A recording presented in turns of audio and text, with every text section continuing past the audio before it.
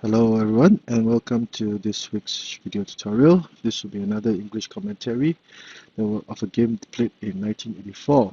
Commentary was given in Deception and Countermeasures. This will be the ninth board in the appendix. Red was Master Qian Hongfa from Gansu province. Black is the legendary Grandmaster Hu Ronghua from Shanghai. So without further ado, let us see how the match went. Master Qian Hongfa started with the central cannon, and Black countered with his signature sandwich horse defense. Red chose the third pawn opening and developed his right chariot as a foul chariot.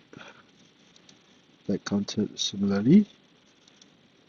Red chose the edge horse variation, where the cannon could play c8 equals to 7, c8 equals to 6, etc.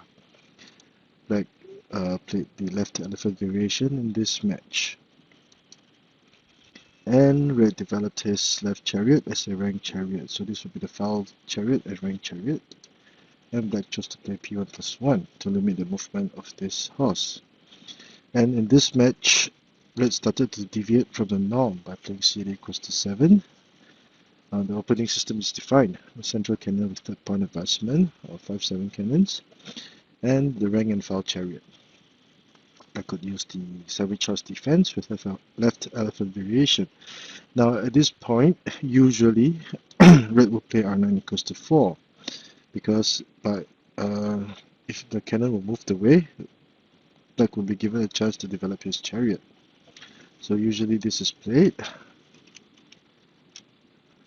and it will be a standout for both colors. However, Master Qian Hongfa decided to deviate from the norm with c8 equals to 7. Now this would appear to be an awkward move because the chariot could have been developed as a foul chariot. And these two moves would seem to be disorganized and not coordinated. However, this was a specially prepared trap by Red. So let us see what would happen. Now, the Grandmaster felt that something was amiss and decided to adopt a wait-and-see approach by playing a6 plus 5. Now, this was a very apt adaptation to the situation on the board. It was another testament to the Grandmaster's skill. Now, if Red did not understand Black's intention and chose to play r1 equals to 2, as would seem to be a natural move to make, Red will play r9 equals to 4, advance his chariot,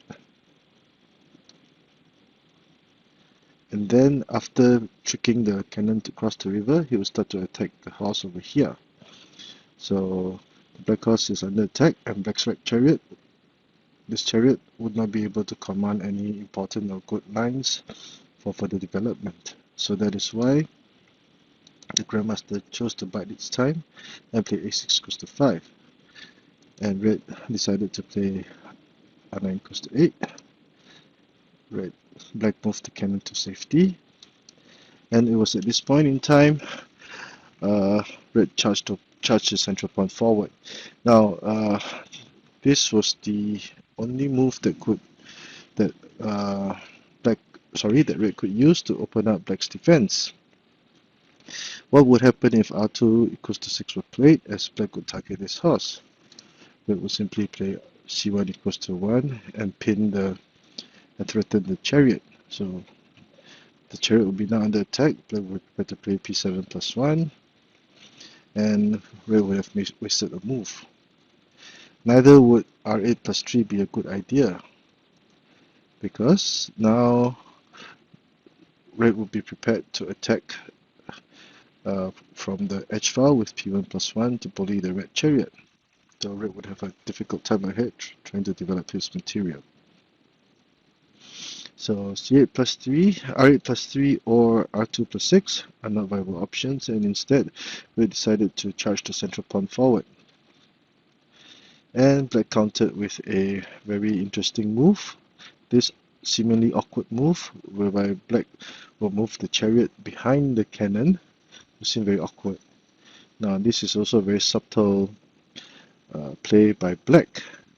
Now, what would happen if black tried to play c1 plus 4? As mentioned before, red would immediately attack. Since the cannon had moved away, red would attack the left black horse, a trade of material. And again, because the left elephant variation was played, this horse will now be in danger.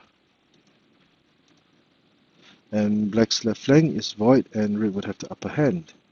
Now, if red did not want to trade material, chose to play r2 equals to 3, black would immediately play c6 plus 4, and black would sacrifice material, threatening to capture the red chariot. The only visible or safe option would be to play r3 equals to 1, but black would lose the elephant in the process, and black would now be attacking. So that is why it would be a better idea for red to simply trade material. This would be a straightforward and effective approach, and then move the chariot over here. So in the match, black played r9 equals to 6, now for a very subtle variation. Now with r9 equals to 6, this cannon will now be protected if it advances, which we will see how what would happen in the match later on. Now after playing c9 equals to 6, red countered with r2 plus 3. Now this would allow red to make gains on both the offensive and defensive ends, because now at this point in time there will not be any good places for the character to move. And with the r2 equals to 3, he would defend a very important pawn rank. Now what would happen if c5 plus 4 were played? Red would simply play r6 equals to 7. And since red's central pawn had advanced, red's formation would now be very shaky. It would be unstable, and black would profit from this situation. Now, since r2 plus 3 was played, black would now start to make his move by offering a trade of cannons in this manner. Now this is a very powerful move, because red must accept the trade. He cannot move the cannon away, or black would capture the horse. The red chariot will now be blocking the elephant from protecting the horse. So that is why, after making this move, red would be forced to trade cannons, but in doing so, red's position would be weakened. And as can be seen, the black chariot will now be targeting or attacking the red horse, forcing it to move away, and black would offer a trade of chariots. In the match, r8 equals to 3, red refused to trade chariots, trying to maintain a complicated situation whereby he could have his chances of there will be many possibilities, and he could have his chances of winning. Now this is a very proactive countermeasure. Now if red chose to trade material, a possible line would be red would continue to trade material, check, and after a few rounds, although red would gain back lost material, black would now be attacking the central pawn, and this flank, although it was empty, one lone chariot cannot do much. The development of this edge horse will also be a major issue, because it will not be as fast as the black horse in joining the attack. And at this point in time, we can see that black would have 1, 2, 3, 4 pawns, red would have 5 pawns, and red was prepared to capture the central pawn to even the odds over here. So at this point in time, black would have the upper hand. So red tried to keep things complicated, trying to concentrate material on this flank. And red continued to attack. Black charged the horse across the river. One possible attack would be the elbow horse with 3 plus 1, followed by 1 plus 3. Black captured the central pawn, defended, and black retreated his chariot for defense. Red advanced the pawn, preparing to charge the pawn forward. Now, if the elephant captured, red would have used one elephant to trade for black's one pawn to trade for black's elephant so early in the game, and this would usually mean that red would have an advantage. Red would counter with h3 plus 4 in a bid to to form a counter attack, turning the horse, and with h4 plus 6, black was now prepared to capture the cannon and then capture the chariot, gaining a cannon in the process. Red will be forced to retreat, thinking that he will be able to play c5 equals to 4 on the next move. However, black would simply trade away the horse, so red's attack on this flank would now be greatly diminished, and this would be a trade of chariots. So after trading more material, we can see the situation on the board has simplified to reds. Both colors would have one chariot, one horse, and one cannon, and red would have 4 pawns. So with black, the material wise, it would be identical, but the red chariot was a very powerful entity, and red would have an upper hand at this situation.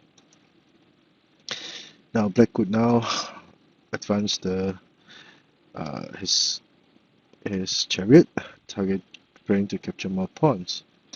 Now in the past few rounds, both colors went for it, tit for tat, and this would now black will still be able to, black will turn the tables and now has a slight advantage. So p5 plus 1 was a good move by black. If p3 plus 1 were played, red would simply move his cannon to the edge file and prepare to storm this flank. With r5 plus 1, the possibility of c5 goes to 1 would now be impossible, because black would simply capture the pawn with this chariot. Red would try to make some mischief with his pawn. Black would advance the pawn forward, and red advanced his chariot to try to snatch the black central pawn. Now this is a very powerful move. If he chose to defend very passively with r3 plus 3, patrolling the riverbank, black would simply capture the edge pawn, and now as can be seen, it will be black's 4 pawns versus red's 3 pawns. So black would gain the pawn advantage. After r3 plus 4, black decided to sacrifice a pawn to try to master an attack. So one might wonder, would it be a good idea for black to try to chase the red pawn, since it was now inching its way closer to the black palace? A possible line would be red would simply be very glad to trade material, to trade the pawns, and after trading pawns, black will be able to gain a pawn advantage. R6 goes to 5, and R7 plus 5, and black will finally be able to move his horse. However, the situation on the board would now have become much calmer, and red would enjoy a 1 pawn advantage. So red would have a very playable game, and it will be still too early to determine the winner of the result of this game. So black decided to spice things up by sacrificing a pawn, and in the match, red countered with c5 equals to 3 to capture the pawns, hoping to link his elephants up. Now this would be the move that cost red the match. The reason why is because after making this move, this red horse will now be captured. Instead, Grandmaster Zhang and Master Wenqing recommended p7 plus 1 to simply accept the trade. And although the black cannon will now be attacking, red will simply sacrifice an elephant. And although black will still have the upper hand, this horse would have trouble being developed, and red red will still have the option of using a pin. So there'll be still many chances for red to force a draw. So that is why p7 plus 1 was advocated. But unfortunately, red played c5 equals to 3, hoping to link his elephants up and to prevent the spider cannon checkmate threat over here. Red advanced his pawn. Red moved his chariot to the other side. Again, a threat to capture the elephant.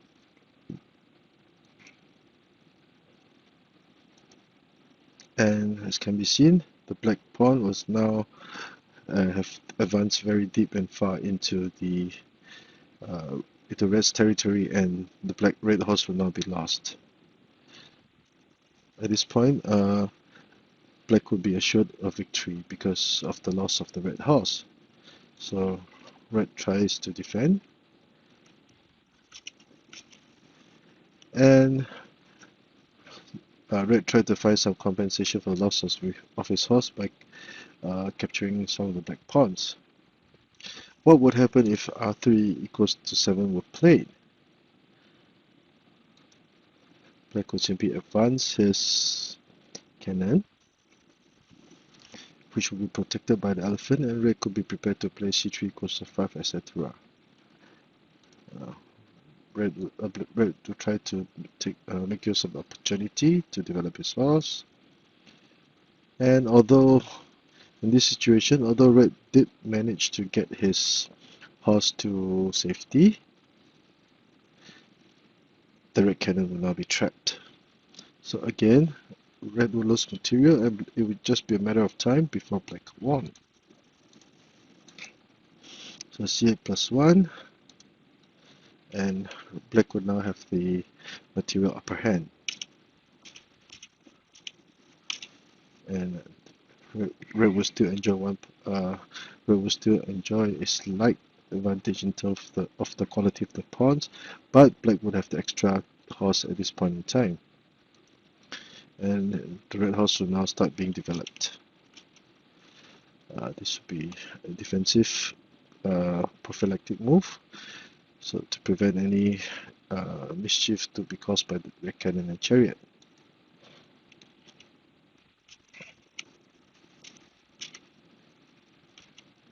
And red will try to gain a pawn advantage with this fork, threatening the horse again, and red will play r8 plus 6 to cross the river, and this horse will now become a major threat.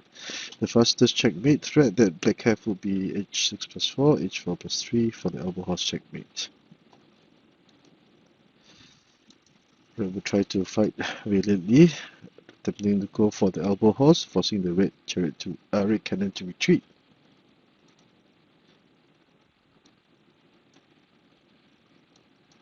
And it was at this point in time, after retreating the horse, black was now assured of victory because the black horse would now be threatening to capture the pawn. Black would also be prepared to play r6 plus 2, and there will be also many other options. For example, if red played r6 equals to 8, black would simply play r6 plus 4 and threaten to gain material, etc. So that is why this will be victory in favor of black.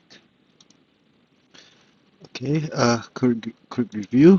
Central cannon, third pawn advancement, left elephant variation versus red's 5-7 cannons.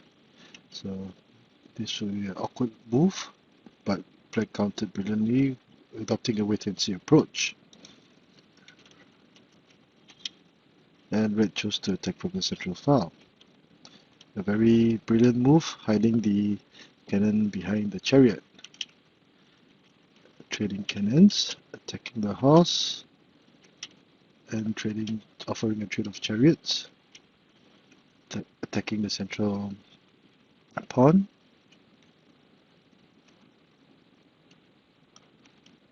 defending, and another trade of material, and black would have seized the initiative from here on. Black would have a slight advantage. A nice move. And sacrificing the pawn to attack the elephant over here. But try to counter proactively. But it was simply too late, and the horse will now be captured. Now black will go from strength to strength.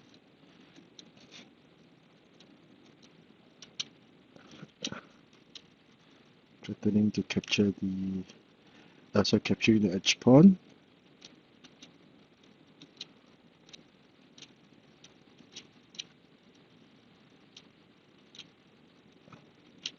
And red will continue to attack with his other horse. Threatening with the elbow horse checkmate, forcing black to retreat. And then moving the cannon over here, preparing to take aim and attack from the bottom rank. And black made this very beautiful move. Now, I read the position through the computer. It would be best for red to play R1 plus 1 to attempt to gain material with C1 equals to 4 later on. However, by this time, black would now have an advantage of about 700 points, and there will be many things that black could do. One would be to play R6 plus 2 to threaten the cannon and capture the elephant, etc. So that was why red resigned and black won the game.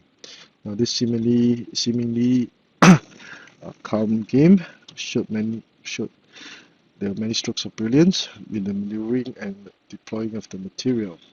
So black managed to gain victory in this match, and this is one of the many games of the Grandmaster showing off his signature sandwich horse defense. So I hope you've enjoyed the commentary this week. If you like the work that I have been doing all this time, please subscribe and give me a like. Thank you.